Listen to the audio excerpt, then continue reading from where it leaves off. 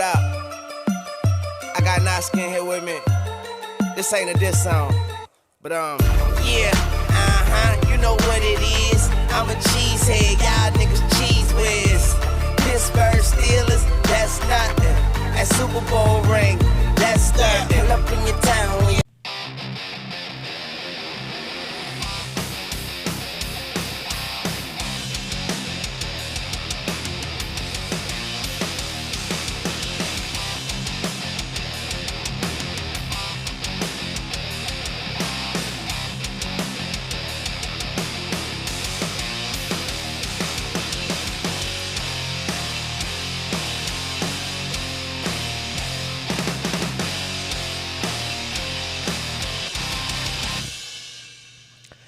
Hi, everybody. Welcome to Packers Unscripted from Packers.com. I am Mike Spofford, sitting alongside the one and only Wes Hodkiewicz. We're coming to you here from our studios at Lambeau Field. Wes, a couple more training camp practices in the books. At the time we are taping this, there are 6 down, and family night is right around the corner here for the Green Bay Packers. I want to start the discussion today talking about young players, and what I mean is not necessarily the rookies, but the young guys. We always hear about the year 2, the year 3 jump, that kind of thing.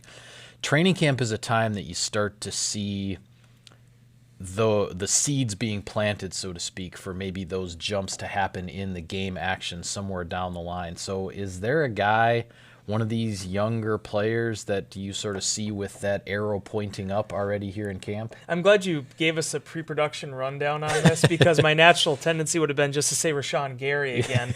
But since I've played that card a number of times now, yes, let's look at the second and third year players and how they're looking now in this next camp. One of the guys I featured in a story I wrote for Packers.com this week was Marquez Valdes-Scantling for a number of reasons. One, he ended up catching the 34-yard touchdown at the end of the 2-minute period, the first 2-minute period of training camp from Aaron Rodgers. A little physicality involved on that play. There was some joking in the locker room afterwards whether or not the challenge flag would have been thrown for pass interference. But be that as it may, it was a nice catch and a nice play that he made, and something that I think Valdes-Scantling has been looking to showcase with his skill set. The second thing was actually going back to his offseason, and he once again worked out with Randy Moss, the infamous Vikings receiver, but also a Pro Football Hall of Famer. Yeah. They worked out together last year down in Tampa, but it was only for a week. This year, Valdes-Scantling, he really enjoyed that. He felt like he got a lot from it, so he decided to go back down there, spent a whole month with Moss, going over everything from route adjustments to hand placement, when you're at the line of scrimmage, to just overall what it's like to be in the NFL and to use that skill set. The thing that's impressive to me, though, is you look at him, 6'4", 206 pounds, 4'3", 740. He's not looking to become Randy Moss. He wants to be MVS. But if you're looking at a guy that used very similar skills to the fullest, you really can't find anybody better than Randy Moss. Yeah, the thing that is interesting to me about MVS is the extra steps that he has taken already in the young stages of his career. We talked a lot last year as a rookie about how he had this process of writing and rewriting the plays and his routes and his assignments and everything. On paper, it was the way to cement it in his memory. He would just do it over and over and over again. And a lot of diligence, a lot of effort in doing that. But he wasn't a guy who made assignment mistakes when it came to the system out on the field as a rookie. Now heading into his second year, he's learning a new system again, so he's doing that process, the whole writing stuff down on paper. But now he's going out as well, and as you said, taking an entire month to work with a Pro Football Hall of Famer. And I can only imagine what those conversations are like, because a guy like Randy Moss, seen it all and done it all. When you talk about, say, just as an example, the hand fighting at the line of scrimmage when a guy is trying to jam you. Well, guys tried to jam Randy Moss every which way but Sunday over the course of his Hall of Fame career. So if there's a way to get to counter a certain move, Randy Moss knows what it is, And in terms of that similar body type, the frame, he knows exactly how a guy like Valdez-Scantling can use his type of frame to make that move and make it work. It's an interesting approach by MVS, and I'm really curious to see just how it shows up here in his second season. Yeah, and the MVS said too, I mean, it isn't just about those big home run threats. The reason why Randy Moss is in the Pro Football Hall of Fame is not because he just was a great go route receiver and could, take the top off the defense. But it Which was he could, but yes. But it was because he could run the full route tree. Yeah. He was an all-around player. That's where MVS is trying to get right now. Let's face it, Mike, this is a wide-open competition. We've seen every receiver practically on this receiving corps make a play here through the first week of training camp. And getting reps with Aaron Rodgers. There's been a lot of rotation going on. Big rotation there. So as much as, this year, it's about a young man trying to come in, solidify not only a spot on the roster, he wants to show that he can be an every down player in this offense. One of the first things that Aaron Rodgers said when we came back from the offseason program was saying that he believes that MVS has that kind of potential. And it's those type of relationships, that type of investment that he made this offseason that's going to help him get him there. He also mentioned no vacations in that trip. He was just going down there. It was all business. No trips to some exotic places. He just wanted to become a better receiver. Yeah, well, I'm definitely interested to see just how that translates when we get to the real games, because I certainly think that MVS is going to be getting his share of snaps in this Matt LaFleur offense. Another guy to talk about, young player, arrow pointing up, as I prefaced before. We heard from the Packers coordinators on Monday, if I can keep my days straight here in training camp. It's kind of Groundhog Day, like all these days, over the same thing over and over again. But we heard from Mike Pettin, the defensive coordinator, and if there's ever been a straight shooter of an assistant coach at that podium, it's Mike Pettin, right? He doesn't throw around a lot of platitudes. He tells it like it is, and to hear him say that if he were to pick one guy that he's seen now heading into his second year as coordinator of the Packers defense that he would label the most improved defensive player, it's Montravius Adams, the third-round pick in 2017 out of Auburn. Kind of a lost rookie season due to injury, had a foot injury very early in training camp and never really got going as a rookie, but then didn't make the best impression on Mike Pettin in his second year, Pettin's first year in 2018 with the defense. But that's changing, isn't it? It is. To Adams' credit, it started to change at the end of last season. Yeah. Pettin said in the spring, the first time he met him, he said, my opinion of him wasn't that high, and he knew that.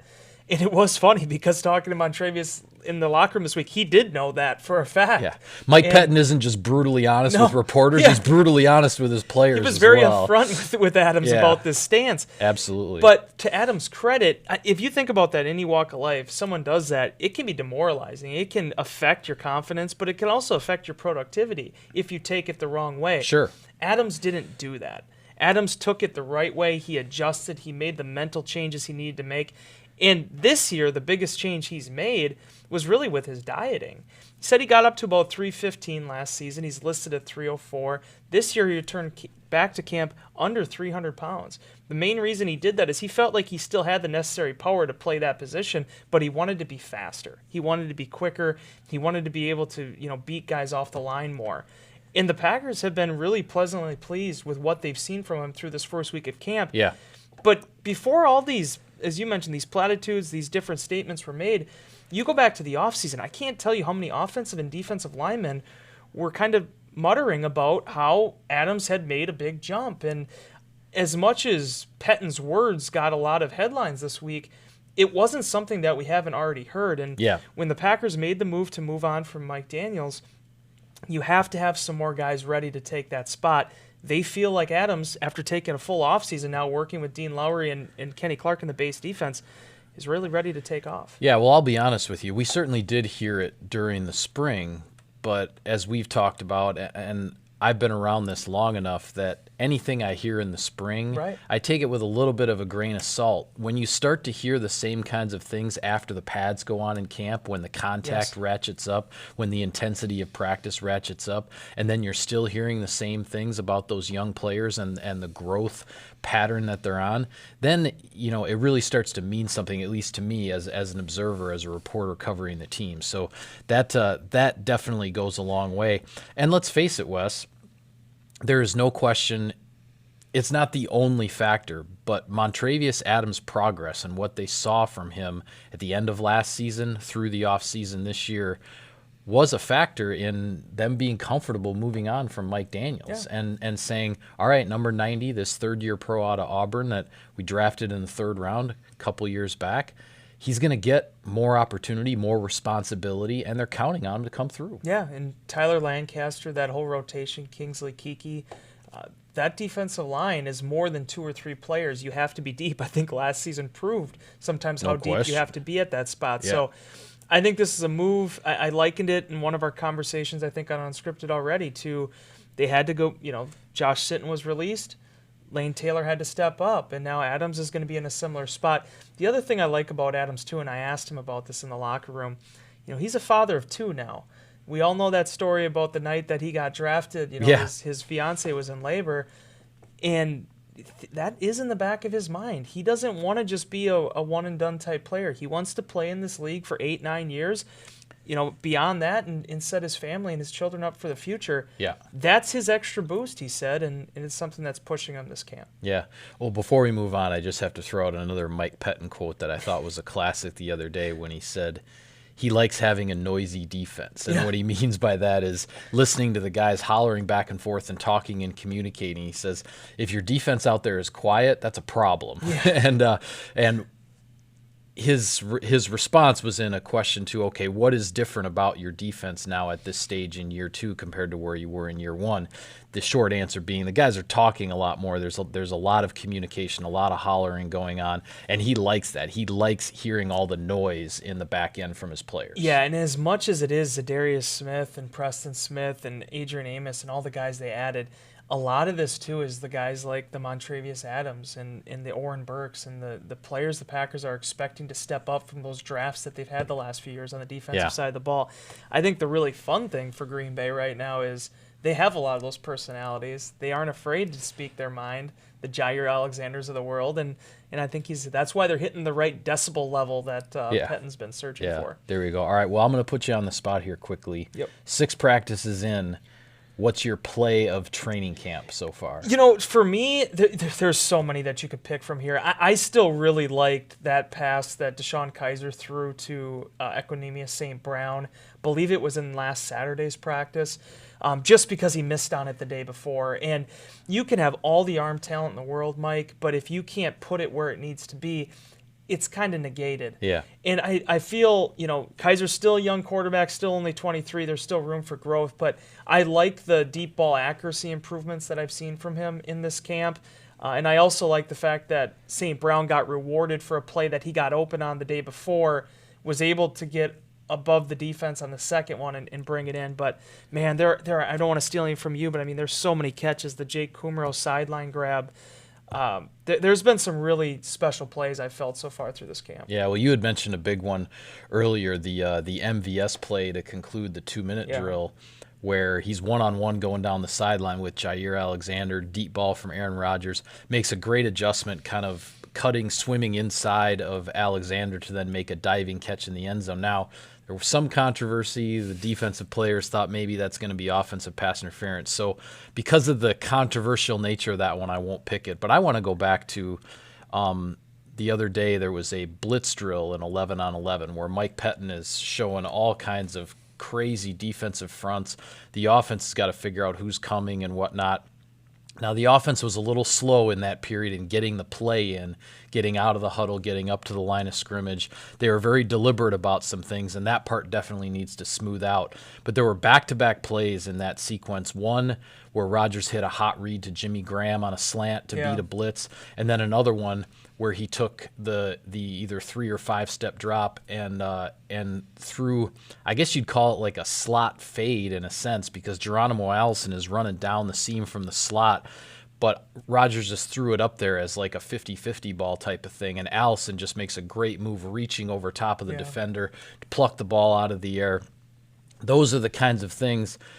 Whatever you've got with new scheme, new offense, and all the things these guys have to learn, when it comes to a defense putting pressure and bringing the blitz on a third down and whatnot, that's where Aaron Rodgers and veteran players who have played with him are going to make a difference here. And to see those back-to-back plays to Graham and Allison, I thought was a really good sign for this offense. Especially since it's going to be two guys I think the Packers are going to be relying on Yeah. this season. They need Jimmy No Graham doubt. to be a difference maker, and certainly Allison looks like he's the front runner to be that slot receiver in those packages where they go there. You need to be able to feed those guys. If there's one other thing I can mention, and it's not a particular play, but it's going to the one-on-one pass rush drills. Okay. Unlike my days at the Press Gazette, I no longer just keep a Excel spreadsheet of who I consider won and lost. But for my money, this is the most impressive the outside linebackers have been in at least 4 or 5 years, probably going back to the year that Jerome Elliott started to open some eyes. I think his rookie year, Zadarius Smith and Rashawn Gary were made for that drill. It's incredible. Not Yeah, only they're showing up in that one for sure. what they're doing off the edge, but also inside. Reggie Gilbert had a really nice move in yesterday's practice to get to what I would consider to be a win. Yeah. Kyler Fackrell had back-to-back wins. That group right now, as it stands, Mike, I'm not saying they're going to surpass how many sacks they had last year. You don't need that. It's about pressures, it's about consistency, and it's about holding up your edge and you're being accountable. But for all the investments the Packers have made on that side of the ball, you could be underwhelmed going into a camp if they don't do anything. So to say if you're overwhelmed to a certain extent, I think there's a credit that goes to them for that. Now, it has to translate. You have to be able to put it on the field during games and when the clock is actually running. But those outside backers, for the investments the Packers made there, I think they're seeing some intriguing returns right now on that investment. Yeah, I would agree with you. Family Night's right around the corner, Wes. The big practice under the lights at Lambeau Field coming up on Friday night. Anything in particular you're looking forward to, you're going to have your eye on, so to speak, as we head into that practice? I mean, I'd be remiss to not mention that I said pizza when I answered that Insider inbox. I've always enjoyed Family Night for 2 reasons. One, it's cliche, but it is cool seeing that environment come back together, because you got to remember, it's been at that point 8 months since we've had been involved in a crowd that's that big, you know, since that finale against the Lions. So it's always cool to kind of get that first little taste of it before you get into the preseason. But the second thing I always like, too, is that it's not a preseason game. They aren't scrimmaging anymore. Right. But it is always something noteworthy to see how young guys respond to that environment, because you've seen some that have completely melted under it, and you've seen some guys, that look good early on really galvanize their position with solid performances in that climate. So, Sam Ficken will probably end up kicking some field goals, I would imagine, if Mason Crosby isn't there. So there's a lot of different variables there that the first time in front of 70,000 people, it's just a different environment than when you're in front of 2,200 over at Nitschke. Yeah. Well, if I were to pick out 2 guys that I'm definitely going to have my eye on, specifically Friday night, one on each side of the ball. The first one is Jamon Moore, the second-year wide receiver. We talked a lot about MVS earlier in the show. But I said this in Insider Inbox the other day. If I were to pick who Deshaun Kaiser's favorite target is when he's been running the number 2 offense in practice in the 11-on-11, I think it's been Jamon Moore. Number 82 has made his share of plays with Deshaun Kaiser, and he did make one the other day also when he got a rep with the ones and made a play and made a catch for Aaron Rodgers as well. This is a young guy. We all know his rookie season did not go as hoped, but he's showing some signs of the improvement, that he's putting that behind him, that there's progress there, and he just has to keep climbing. He just has to keep climbing that hill and keep that arrow pointed in the right direction. Another guy that I'm definitely going to be watching for, and this is one of the rookies, 6th-round draft pick out of Toledo, the cornerback Kadar Holman. And I bring him up because I wrote about him on the website the other day. when they went to the 2-minute drill in practice for the first time in training camp, they went to 2-minute. Kevin King, who's been obviously taking all the snaps at cornerback with the number 1 defense, they sat him out and rested him. They're monitoring his reps a little bit, given his health history and everything like that. Kadar Holman, the rookie 6th-round pick, was the guy they put in at cornerback with the number 1 defense. Now, Josh Jackson has not practiced yet, still dealing with a foot injury, so that was certainly a factor there as well. But number 29, this young man from Toledo, Wes, he's catching some eyeballs. He is, and it's noteworthy, even though, as you mentioned, you had the injuries there. There's about 48 defensive backs on this offseason roster, it almost seems like. To be able to sort of stay above the pack in front of the fray a little bit, I think speaks well to Holman, especially as sort of, I don't want to call him a flyer, it'd be disrespectful to say that, but he didn't come from a Power 5 conference school. Right. He was, a guy that kind of came on late. That's well documented at Toledo. Didn't have the most interceptions in the world, but the thing that impressed me going even back to the offseason program is how it just seemed like assignment sound he is, being able to stay on his receiver, not a grabby type cornerback. It seems like he's able to rely on his natural athleticism. He ran a great 40 time, and it seems like it translates in that regard. Yeah. And let's be honest, Mike, the Packers at some point in time this season are going to have to rely on the number 5, number 6 cornerback. Oh, yeah. So for Holman to get those reps now, very valuable. Also want to mention, just getting back to Jamon Moore very quickly, he's making the plays he needs to make. I haven't had a chance to interview Jamon yet at this point. Yeah, I haven't talked to him yet but either. But for my money and what I'm seeing on the field, he just looks like he's playing football again. One of the things last summer was just he was double clutching balls, and just has there'd be some that would go off his hands. There was one fumble on an end around that he had early in camp, but beyond that, he's been pretty consistent. So if he, as you mentioned, he needs to continue to build, but there was a reason why he was the first of those 3 receivers taken. There's a lot of ability there. There was a lot of production at Mizzou. So these next couple weeks here are going to be huge for him to show, really, in these game settings, how far he's come. Yeah, and I'd be remiss heading into family night if I didn't mention the first-round draft pick, Darnell Savage. He returned to practice on Tuesday, been out with having a wisdom tooth extracted, kind of a surprise emergency-type procedure right before training camp. He's going to be getting his workload increased little by little here. So we'll see come Friday night under the lights at Lambeau Field if he's going to be thrown into either some 7-on-7 or perhaps some 11-on-11 and see what happens there, because he was working as the number 1, or I should say with the number 1 defense alongside Adrian Amos at safety all throughout the offseason program since he arrived. Yeah, and if there's one spot, not to say you don't need to be on the field for every single play, but safety is the one that seems to be, as long as you're in the classroom, as long as you're out there taking the mental reps, he's going to get what he needs out of that. And I'll also point out, if he needs any tips on how to work through wisdom teeth, our intern over here, Allie Pinter, she was very diligent in staying accountable and pushed through her own recent surgery there. So we go. Credit to Allie. All right. Hats off to her. Well, with that, we got to go because practice is coming up here pretty soon. Yeah. We got to get out on the field. So with that, we will sign off on Packers Unscripted. Be sure to follow all of our coverage of the team and everything going on at training camp on Packers.com. On Twitter, he's at Wes Hod. I'm at Mike Spofford at Packers for the team account. Follow us, like us on iTunes and other podcast services if you prefer to just listen to us rather than to look at our faces. But either way, thanks for tuning in, everybody. We will see you next time.